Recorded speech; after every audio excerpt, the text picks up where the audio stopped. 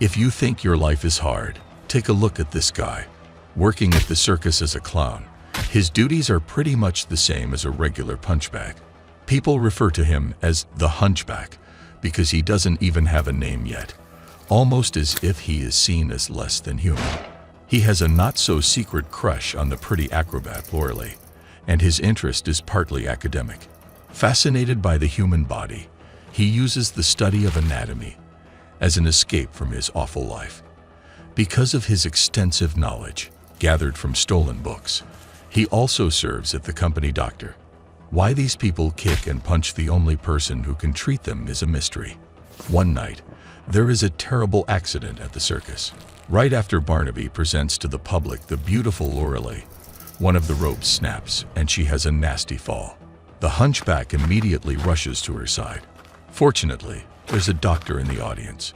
He says that one of her bones is crushing her lungs, but there's not much that can be done without the proper tools. The Hunchback then asks for his pocket watch and skillfully resets the bone, saving her life. The young doctor is astonished by this guy's expertise and says he is no clown. The circus is not the place for that much knowledge. While reassuring the patrons that all of this was just part of the act, Barnaby also watches the two men closely. He doesn't look very pleased when the doctor says his clown is being wasted and should leave the circus. Lorelei is put on a makeshift gurney and taken away. Before the doctor leaves, the Hunchback wants to know his name. It's Victor Frankenstein, but nobody gasps to hear it because he's not famous yet. The minute he's out of the tent, Barnaby dumps all those science books in a puddle. He's furious at the Hunchback's audacity to dream of a different life. He puts the clown back into his room, which we now learn it's a cage. When Shiley asks about Lorelei's condition, the ringleader makes sure to be cruel and mock his feelings. A few moments later, Victor is back with some magic tricks of his own. He cracks the padlock open using a magnet, while the poor clown keeps saying they might get in trouble. And sure enough, Barnaby is right behind him in no time, yelling threats at the doctor for having stolen circus property. As he gathers more employees to chase the two fugitives, the crowd is unsure if they're witnessing a real incident or just another stunt. That is, until Victor decides to set fire to the tent, of course. Hippocrates must be super proud in his grave. Reaching the arena, they find themselves surrounded. But by the time Barnaby gets there, they seem to have vanished into thin air. That's because the clown is observant enough to see through the flourish, and he could find the secret passageway used by the magician. Now the poor man is terrified. And it's not even because he's alone with Victor Frankenstein in the streets of London in the middle of the night. It's because he has never actually been outside the circus. He's very grateful for his freedom, but confesses that he's not sure of what to do with himself now. So Victor takes him to his new home. Our lucky boy has just traded a circus for a mad scientist's lab. Of course, the good doctor hasn't freed the Hunchback out of the goodness of his heart. He needs an assistant, and this one is both pre-trained and cheap. An employer's dream come true. The only remaining detail is personal presentation. Dress code can wait when there's so much to fix underneath the actual clothing. Suddenly grabbing his unsuspecting trainee, Victor inserts a giant needle on his back. More precisely, into the abscess that has been untreated for about 18 years. It turns out that he was never a real hunchback. The procedure is painful and utterly disgusting, but the thing comes off in a matter of seconds. Victor says the easy part is over now. The former hunchback already misses dear Barnaby when his new boss comes running towards him and pushes him against a pillar. His posture is then violently corrected, but he'll need to wear a back brace for a while to keep everything in place. Victor then points vaguely at a guest room and says he'll be down in the basement for the night. Before leaving, he mentions the roommate. Igor Strassman is a morphine addict who's never home, so there's a perfectly good identity that shouldn't go to waste. From now on, the clown's name is Igor. This way, if anyone comes asking, their story will be as straight as his torso. Igor still has a lot to learn about basic hygiene and polite society, but he has always been a good student. After a good shower and a shave, he looks like a charming and sophisticated young girl. Back at the circus, Inspector Turpin is discussing the case with his apprentice, Alistair. They go over Barnaby's account of last night's events, and we can see that much of it is not entirely true. Mainly the part where Victor robbed a large amount of money from his safe and then murdered someone. Turpin can guess most of what's been left out and tells Alistair this could even be self-defense. However, he still orders a sketch on a wanted for murder sign. It's a better match to those freakish eyes. Good news is that they're looking for a man with a spinal deformity. They're not gonna find any at Victor's home because look at this fine gentleman all dressed up in stuff. As his host will be at school until dinner time, Igor takes the opportunity to see a bit of London. Stopping by the hospital to check on Lorelei, he's shocked at how poorly treated the patients are. His muse is lying in a bed among several others, and it seems like they're just waiting to bury them all. The nurse is amused when Igor gives her treatment instructions that involve a bunch of expensive stuff from the drugstore. But then he slips a coin into her hand. The man has barely secured his promotion, and he's already trying to be a sugar daddy. Meanwhile, Turpin is closing in on Dr. Frankenstein. He finds out that someone stole animal parts from the London Zoo 6 months ago, and a similar incident occurred at the Veterinary Academy. He tells Alistair to open the bag he found at the circus grounds this morning. It's a severed lion paw. Victor must have heard of the animal's death, and this is why he was there. To make things much worse for the doctor, Inspector Turpin is a very religious man who's beginning to take the case personally. That evening, Victor finds Igor in tears because their picture is all over town. Not worried at all, he tells him to cheer up. They are looking for the old Igor, not this one. Over dinner, he teaches him some table manners while telling him a bit more about himself. The Royal College of Medicine is a bit dull for him, so he keeps a few hobbies on the side. No biggie. He shows Igor one of his experiments. It's a pair of eyes immersed in jelly and connected to weird-looking equipment. Electrical shocks make them come alive and blink. Igor is amazed, but he has a few corrections. Victor could not be prouder of his assistant, so their partnership begins. They work on several strange projects together, reanimating different organs at the lab. After a breakthrough a few weeks later, they go to a chic restaurant to celebrate. Igor is surprised to see Lorelei there.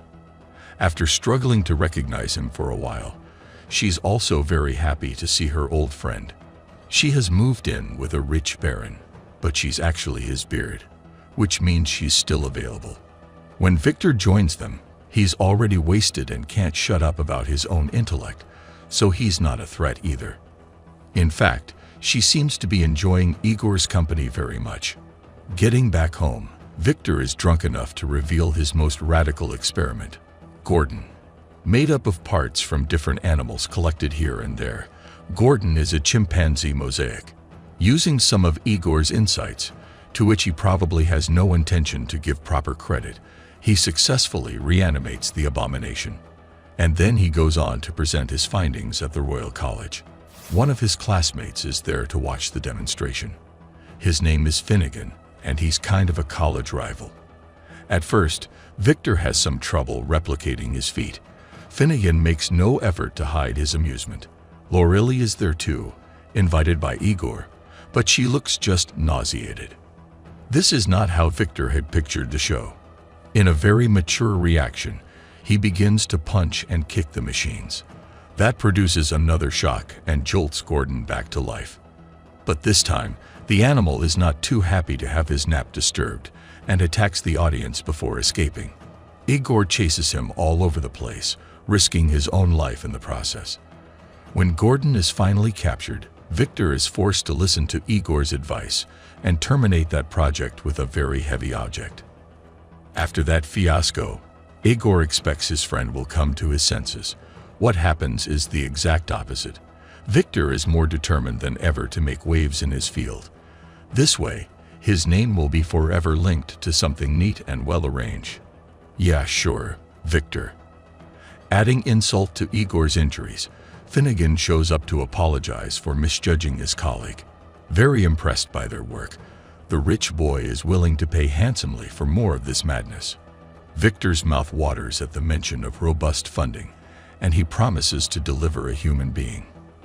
As in, an actual dude, fully functional and all. Igor desperately tries to talk some sense into the lunatic, but Victor kindly asks if he would like to go back to eating dirt in a cage. After a visit to the Royal College to investigate Gordon's performance, Inspector Turpin comes to see Victor.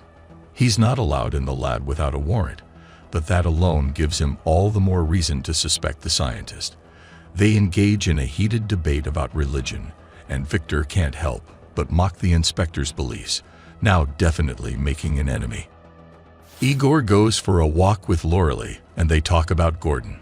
She says this kind of science makes her uncomfortable, and that they should try to convince Victor to let go of that stuff. Igor is also scared of how far it has gone, but he feels like he owes everything to Victor. She says he's wrong about that, because even before all that, Igor has always been kind and smart. Instead of asking how come he wasn't getting any back then, he agrees to have a word with his boss. When he gets home, there is another Frankenstein in the house. Victor's father is here with bad news. He has been expelled from the Royal College. Extremely disappointed, Mr. Frankenstein mentions his younger son, Henry. Victor always felt guilty for the tragic accident that took the boy's life when they were young.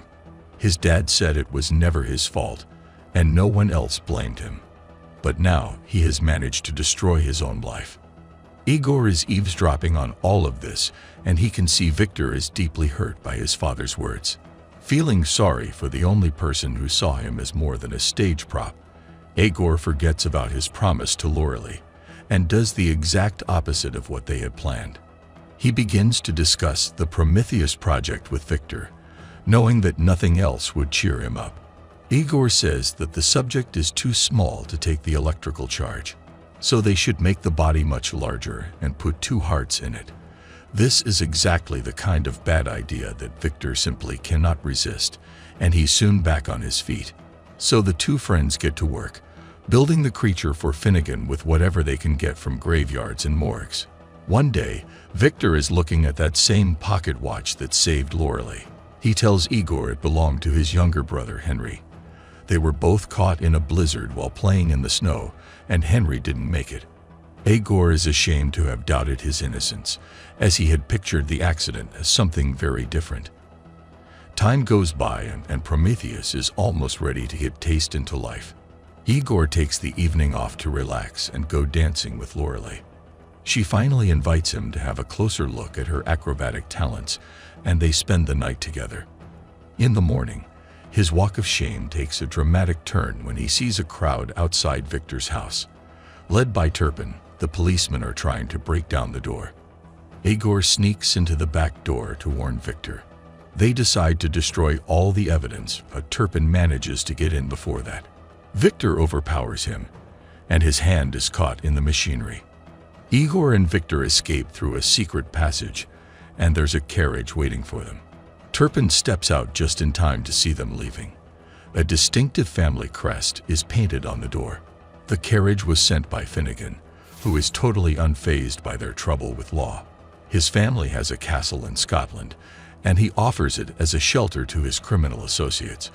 But Igor refuses to go. Victor has a fit and says the most hurtful things to him, taking full credit for everything good about Igor. As soon as he leaves, Igor is jumped by Finnegan's goons. They tie him up and put a bag over his head. As Finnegan only cares about the resurrection technology and the power attached to it, the awkward little assistant with a conscience is of no use to him. His goons throw Igor into the river. But here's where they underestimate what you can learn growing up in a circus.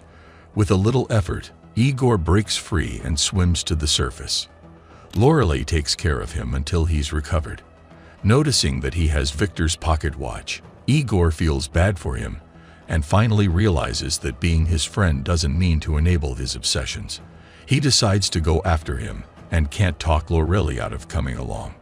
In Scotland, they find the castle heavily guarded. Loralee has to distract the men while Igor gets past them. Right outside the gates, she is startled by Turpin's voice. He says he has lost his job because of that day, as he never got that warrant. That only made him more determined to frustrate whatever satanic goal that Victor Frankenstein might have. In the castle, Finnegan is helping Victor lift up the cage where Prometheus lies lifeless. Both Igor and Turpin make it to the tower right before the body is struck by lightning. After a brief moment of tension, Victor and Finnegan are proud to see their baby breathing. Their joy doesn't last much, though. While Turpin is yelling Bible verses and threatening to fire against the creature, the storm keeps getting worse. The tower itself is struck by lightning, and there's a huge explosion. Finnegan goes down with part of Victor's equipment while it all goes up in flames. Still fighting, Victor and Turpin fail to notice the cage is empty until Igor screams, pointing at Prometheus. Victor's excitement to meet his firstborn soon turns into despair when he realizes the truth.